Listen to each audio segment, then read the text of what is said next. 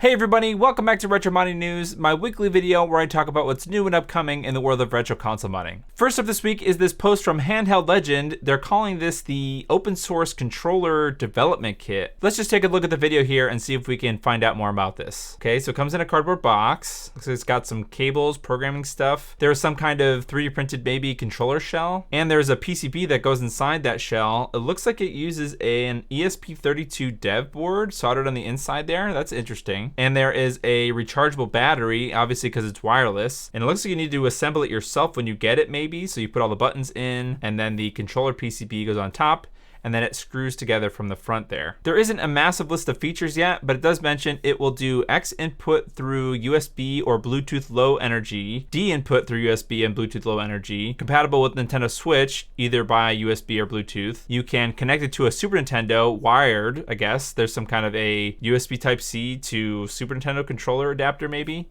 and same with the GameCube. So maybe they'll have like little USB to controller adapters so you can just plug it in wired. Since this is Bluetooth, it will probably work pretty well with BlueRetro, so you should be able to use this controller with a bunch of different consoles using BlueRetro. It has me wondering how easy it would be to create a new PCB for a new type of controller. Obviously the guts are all in the ESP32 if that's what you're using, and it's just a matter of connecting buttons and stuff from different controllers. It makes me think a lot about the Game Boy Advance controller PCB thing that Intech Gaming sent out. So maybe it would be pretty easy to make this a wireless controller if you make your own custom PCB and just implement this open source controller project. Actually, here's a fun side note. I got my Intech Gaming present in the mail here, and what do you know? It's a wireless controller PCB for the Game Boy Advance shell. They don't use a rechargeable battery though. They use a AA battery holder, basically just the stock Game Boy Advance battery holder. So yeah, pretty interesting. Next, we have a teaser post from Retro Gamer Store.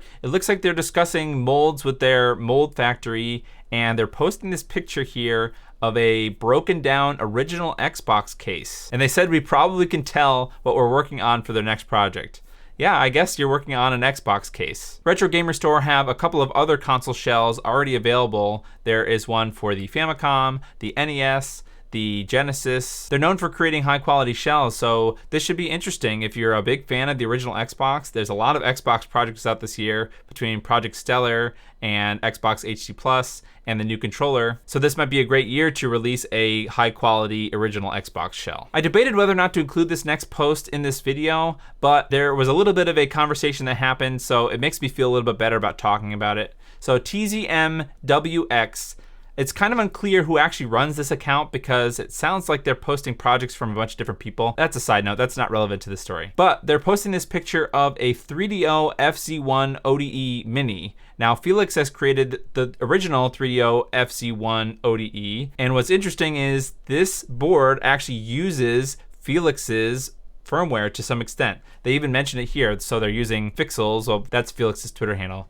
but they're using their boot.iso file. This person, Francois, SATA to 3do.uf2 file. So basically they just redesigned the PCB here and used that firmware from other people. Felix commented asking if they asked them for permission. It sounds like obviously they didn't beforehand. TZMWX responded just saying that this is a personal project and this is not going to be available for sale or anything. And not only that, they were actually helping Francois with some kind of a PCB design. So I don't know, to me this doesn't really seem like cloning because they didn't mention that they were going to sell them at all. I wish I had more experience with the 3DO so I can offer some kind of, you know, commentary or something, but there it is. It's in there. But I wanted to talk about the story because I did retweet it and I just wanted to kind of clarify what's happening here. Speaking of Felix, they're working on another ODE project, this time for the Towns Marty. Again, this is another one of those consoles that I literally know nothing about, and I wish I could tell you more about this, but I really can't.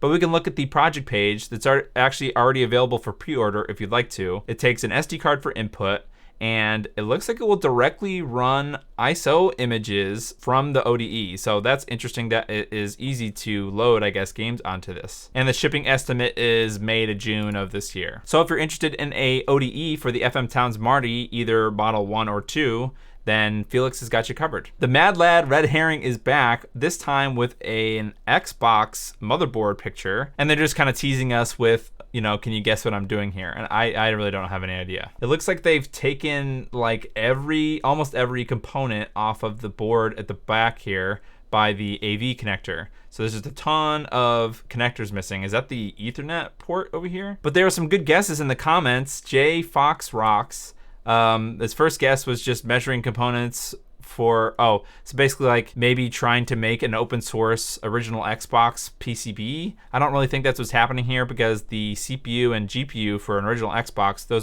I think those are BGA chips, so that would be pretty incredibly difficult for some average Joe to build their own Xbox. But their second guess is a slim Xbox, so maybe some kind of an Xbox trim going on here. And then Red followed up with another picture of all the solder masks sanded off of the top of a board here, and it goes along with this looks like a map, like a, I don't know, map of some towns or something, but it's a map of all the voltage sort of areas on this board. So it makes me wonder maybe if they're thinking about trimming it and deciding where they want to trim it. Trimming is like when you cut down a PCB to make it smaller. Usually when you make a portable console, you do that. So I'm not sure what Red is up to. If you have any ideas, leave them in the comments below. I got a response from Greg from LaserBear about the video I did last week about the VMU Pro, the Dreamcast controller board that they're working on. If you don't know what I'm talking about, then here is a PCB for this new controller board that Greg is working on, but it has these two other PCBs, and I was trying to guess about what they actually did. So Greg mentions that the board that goes around the LED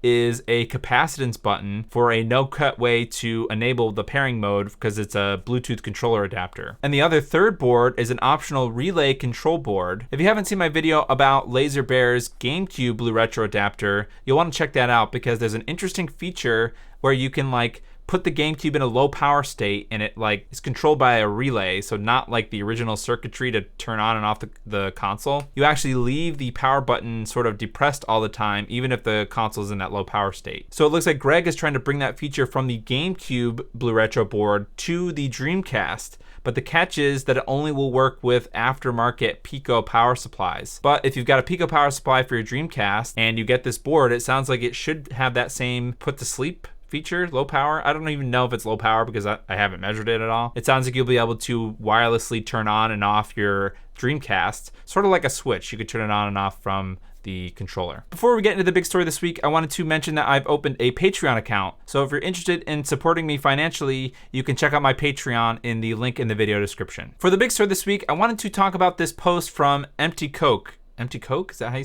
pronounce it? Anyways, they posted that this company called Retro Castle Store from AliExpress has created a new version of a Famicom motherboard. That company, Retro Castle Store, they also made a while ago, I don't even know if you can still get them, but those like recreated Genesis boards as well, where they use the Genesis Model 3, I think, chip, but they completely redesigned the board and everything. So they're a company that's made other sort of projects recently. So anyways, here it is. Here's the completed board. And what's really interesting is the section in the top up here. And I didn't point this out actually. It was Voltar that noticed that it looks like it's a clone of the NESRGB board. So we can kind of try to look at this side by side. If we take a look at just the number and the locations of chips at the top part here, and then let's compare that to NESRGB board. So first of all, there's the Altera Max 2, and there's like a chip here, and then 3 chips on a line here. And then if we look at the original one, you can see that there's the Altera here,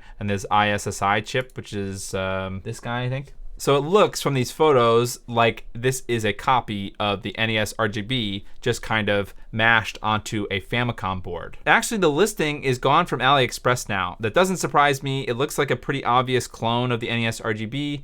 Not sure if they're like using the firmware, but like if you're using all the chips, you probably are using the original firmware. And the NESRGB is not open source, so that's basically taking the firmware from the NESRGB and using it in this other project. I wanted to point out that these boards were made to fit into these custom Retro Castle Store cases. So they made their own Famicom cases and put their own PCBs inside of them. What's interesting is it uses the original Famicom CPU and PPU, but they sell it with clones too, but you can get a more expensive version that has original chips inside of it. But objectively, I think this is kind of a cool project.